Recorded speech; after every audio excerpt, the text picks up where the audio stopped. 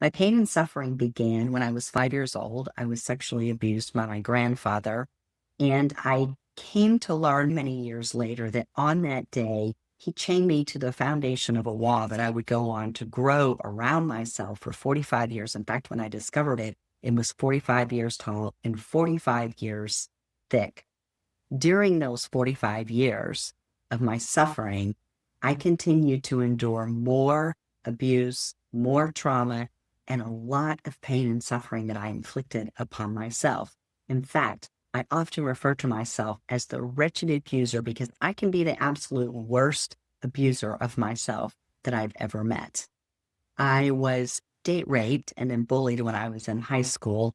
And because of the family dynamics, the dysfunction in my family at that point in time, I lived through all of that alone. I didn't have parents who I could tell about what I was experiencing. And the vast majority of my friends in high school didn't come to my defense. I wouldn't say they turned against me, but they were not there to defend me and what I was experiencing, particularly when it came to the bullying. So I found myself in a place where I went through that all by myself, alone and very lonely. That happened when I was 15. And then right after my 19th birthday, I met my to-be husband, who I was in a relationship with for 33 years. He's now my ex-husband as a result of my healing journey. During those 33 years with him, because he too is a survivor and was an unhealed survivor, I suffered many micro traumas. Microtraumas are those daily interactions that we have with significant people in our life that are painful, they're hurtful. It could be a condescending look. It's what I call the 98 percenter look, and that's 2% of the people in the world are smart, and the other 98% are idiots. That's a motto that my ex-husband used to have. And there were many times when I caught a look that made me feel like I was one of those 98 percenters. He would also be detached from me. And a lot of that was through a very busy and chaotic life that we created. Anything that could distract him from his emotions and engaging with me, I participated in and spent many years dissociating from myself, being a busyholic in chaos. I describe much of my life as being dissociative. I suffered from dissociative amnesia. And what I believe today is happening to me when I'm in a traumatic or abusive event is that I just check out. My mind says, yeah, we don't need to be here. And I leave. I go somewhere else in my head, and I'm actually not recording the events that happen. Now, I do carry the feelings that I have inside of me, and I know how someone made me feel in the interaction, but I don't have the ability to recount the specific event of what they did or what they said to me that caused me to feel the way that I feel. So I just dissociate. I just leave and don't record it.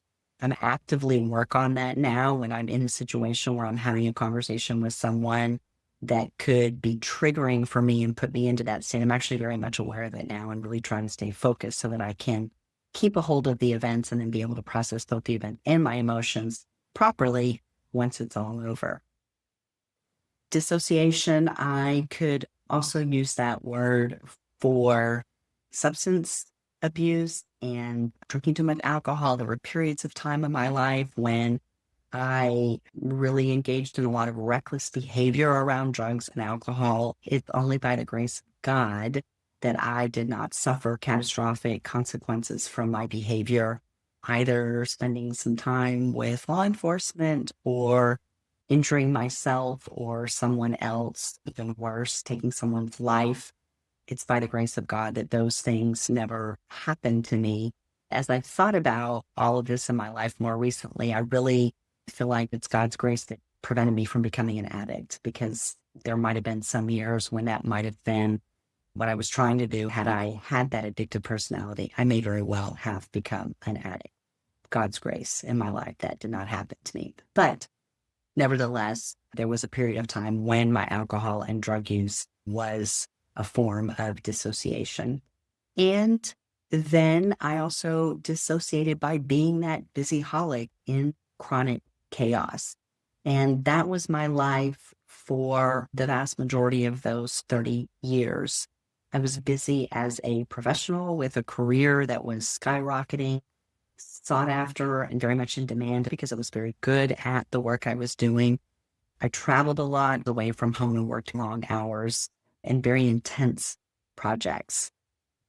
And then my husband and I had a full working ranch, which had many animals on it, lots of structures and fencing and land that had to be tended to. All of my weekends and holidays and even my nights when I would come home from work were filled with caretaking for someone else, whether that be a two-legged someone else, my husband, or some four-legged or feather animal.